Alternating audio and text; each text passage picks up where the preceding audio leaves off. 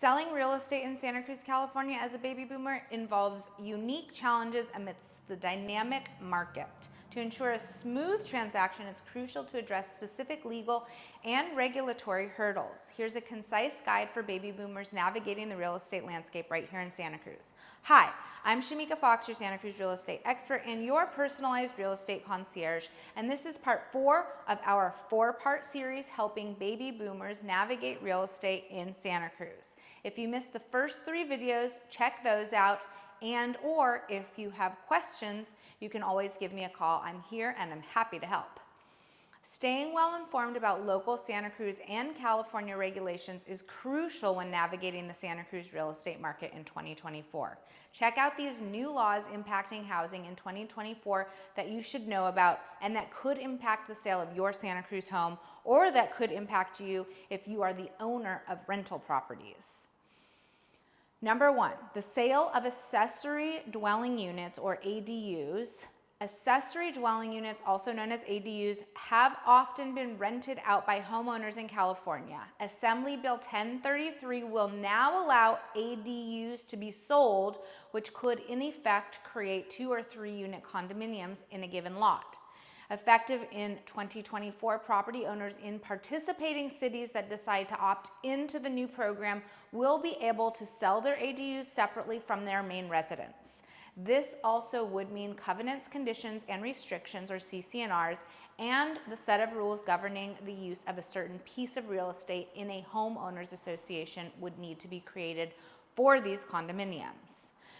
Number 2 is disclosures for flipped houses. In an effort to mitigate the risk of shoddy renovations to buyers of flipped houses, those that are purchased, rehabbed, and sold for a profit, Assembly Bill 968 expands existing sales disclosure laws. Anyone who purchased a home and flips it within an 18-month period must disclose all repairs and renovations made to the property during that time. The name of each contractor who performed work and whether a permit was obtained for each renovation also must be disclosed. That's really big for our real estate community. Number 3, new fire hazard disclosure. Existing law requires a seller to disclose natural hazards, including whether a property is in a high or very high fire hazard severity zone, to a prospective buyer through the natural hazard disclosure statement. Assembly Bill 1280 expands this criteria and establishes subcategories, including as to whether the property is located within a high fire zone, a hazard severity zone in a state responsibility area, very high fire hazard severity in a state responsibility area, or very high fire hazard severity zone in a local responsibility area. If the property is located in any of these zones, the defensible space, and for properties built before 2010, fire hardening disclosures would then be required. Number 4, tenant rights. 3 new laws aimed at protecting tenants are set to go into effect at the start of the year. Assembly Bill 12, which limits the amount a landlord can require in security deposits to just 1 month's rent in addition to the first month's rent. California landlords also cannot discriminate on the basis of an applicant's source of income, which means they must consider Section 8 applicants. Assembly Bill 1418 prohibits cities and counties from enacting crime-free housing programs and nuisance ordinances that require landlords to evict or refuse to rent to those with prior criminal convictions. Assembly Bill 1620 allows local jurisdictions to require landlords whose units don't have elevators to allow physically disabled tenants to move into similar units on a ground floor and keep the same rent rate and lease terms. Every property and jurisdiction are unique. This is a general overview. Should you want to further explore how these new 2024 laws will affect you and your property, consult with legal experts. Give me a call today. I'll help you get your questions answered. When selling your home in California, seller disclosures are required. These disclosures help inform and protect the buyer so that they have a full understanding of what it is they are purchasing.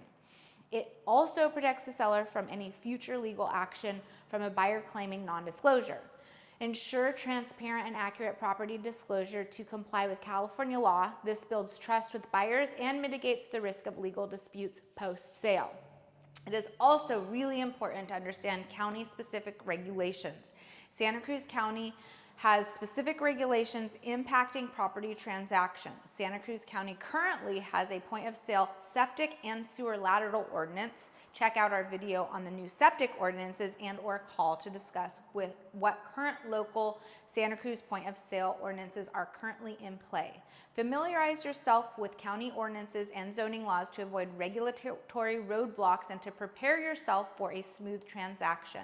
We do not want to get to the closing table and all of a sudden learn that your septic system is failing. This could have massive impact on the successful sale of your home and the money you get to keep and put in your pocket. In summary, selling real estate in Santa Cruz, California demands a nuanced understanding of local regulations and proactive legal measures. By staying informed, seeking professional advice, and adhering to disclosure standards, baby boomers can navigate legal hurdles successfully in the picturesque California market. Thanks for tuning in. I'm Shemeika Fox, your Santa Cruz real estate expert and your personalized real estate concierge. For more information on legal and regulatory hurdles when selling your Santa Cruz home, give me a call. I'm excited to connect and I'm always ready to help.